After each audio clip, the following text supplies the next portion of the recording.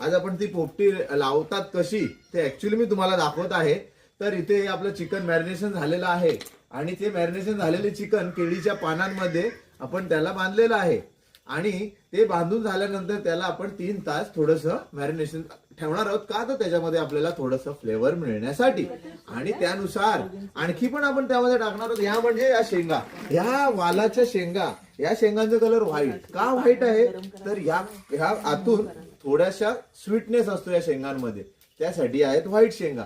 त्या आपण टाकणार आहोत. त्याच्यामध्ये ह्याचं खूप सारं असं फ्लेवर आपल्याला भेटेल. आणि त्याचप्रमाणे हे आहेत अंडे. हे अंडे पण आपण सगळ्यात मोस्ट इम्पॉर्टंट म्हणजे पोपटीमध्ये टाकायचं असतं ते म्हणजे हे मामोडा. मामोडा हे कशासाठी टाकायचं असतं खास करून तर हे आपण ह्यासाठी टाकायचं असतं की हे जी वनस्पती आहे ती फक्त आपल्याला या काही महिन्यांमध्ये बघावी भेटते. त्या म्हणजे नोव्हेंबर आणि डिसेंबर. आता मगाशी बोलल्याप्रमाणे 3 तास आपण चिकन मॅरिनेशन करून आपण आता फ्रीज मध्ये ठेवलं होतं. तर आता ते एक्झॅक्टली का करायचं असतं 3 तास, कारण त्याच्यामध्ये चिकनच्या आतमध्ये पर्यंत त्या मीठ मसाल्याचं जे आमच्या आईच्या हातलं जे मसाला बनवलेला आहे होममेड ते त्याच्यामध्ये जातात आणि त्या मसाल्यांचं खूप असं छान असं फ्लेवर आपल्याला मिळतो. तर आपण बघूया आता कशी भरायची असते पोपटी, ते आपण आता स्टार्ट करत आहोत. थोडंसं व्हिडिओ बघू कर. हे आपण आता पोपटी लावतोय तसंच त्याचप्रमाणे आपण शेंगा आणि चिकन ह्याचा एक थर आपण लावलेला आहे.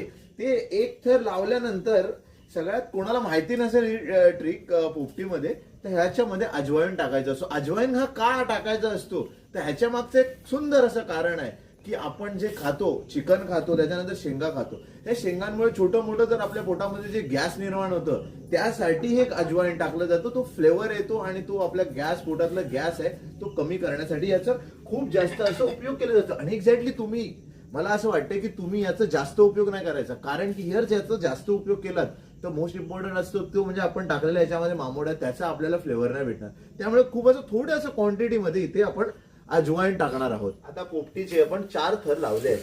4 थर लावल्याप्रमाणे सर्वांना एक क्वेश्चन येतो की या पोपटीमध्ये अंडा, आपण जो अंडा टाकतो तो कसं शिजणार आहे.